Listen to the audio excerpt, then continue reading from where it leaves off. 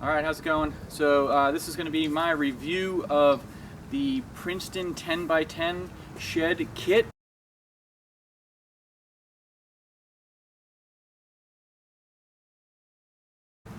We got this kit at Home Depot.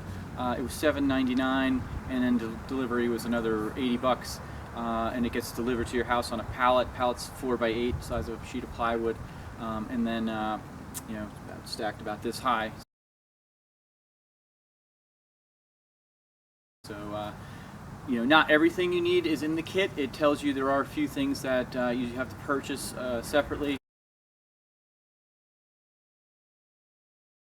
I did build this myself and using the instruction manual. Okay, but also I also used. There were some videos on YouTube that show people building this shed kit, and they were very helpful. To be honest, I don't know if I could have done it with just reading the instructions. It was just a lot of help to see the YouTube videos as well. So between the instructions and then the 2 YouTube videos that I watched, that helped me build this thing.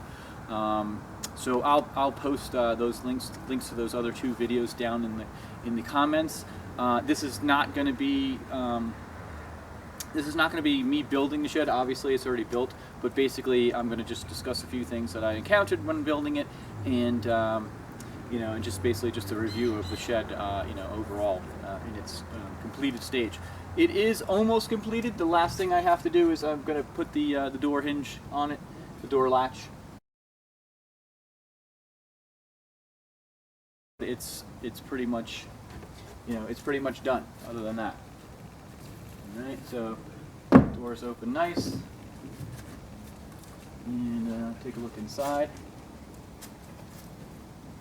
One thing I will say is the kit comes with 2x4s for the foundation, and it tells you to build the foundation with 2x4s. And I wasn't that comfortable with using 2x4s for the foundation. I wanted to go with something a little beefier, so I went with 2x6s. Alright, so I have some extra 2x4s over a pile over there. But I went with 2x6s, just felt that was going to be a little more sturdy for the base. So, you can kind of swap in, things that you feel are better. You can kind of modify the instructions a little bit. So that's really the only difference. The only thing I did differently was I added the 2x6s for the foundation.